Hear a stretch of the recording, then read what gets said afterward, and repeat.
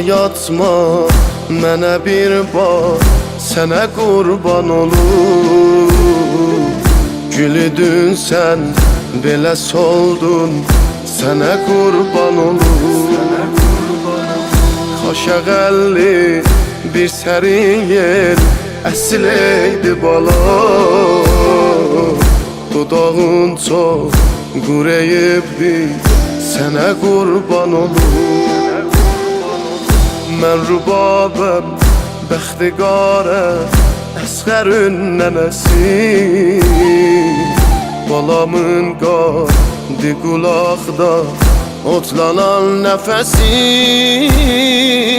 Gedüsən bala neyləmə çoğum, mən də tək qalaram.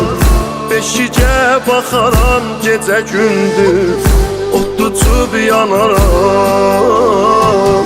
Su yerinə bu sinəmə oğlum, qanıvi yaxaram. Qanıvi yaxaram. Məni əfv eləsin Əmər oğlum, qəmin açmamışam. Sən gedənləm bir də doyunca, gecə yatmamışam. Sənin eşqimi qəlbidən oğlum, heç atmamışam. Heç atmamışam.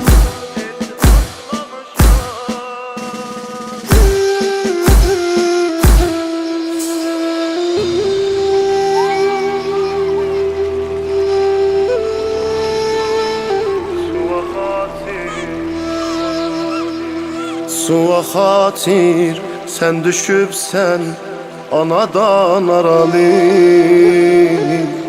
Hara getdin gəl dübarə sinəmə yaralı.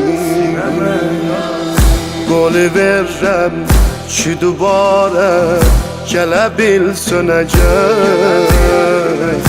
Açaram əllərimi mən xəstəbər yaralı. Dərdimi kimə mən deyim Allah, ürəkim yanacaq. Əli bağlıdır qundağa Allah, onu kim açacaq? Necə vaxtı boğazı biçildi, ələ yağ çalacaq. Ələ yağ çalacaq. Yerüvə salaram sənə laylay, salaram yaralı. Sənə süd verərəm cinə laylay, salaram yaralı. Bir doyunca qucağımə oğlum, alaram yaralı. Alaram yaralı. Yerimədin, danışmadın. Əsirə zülmə düşmənə,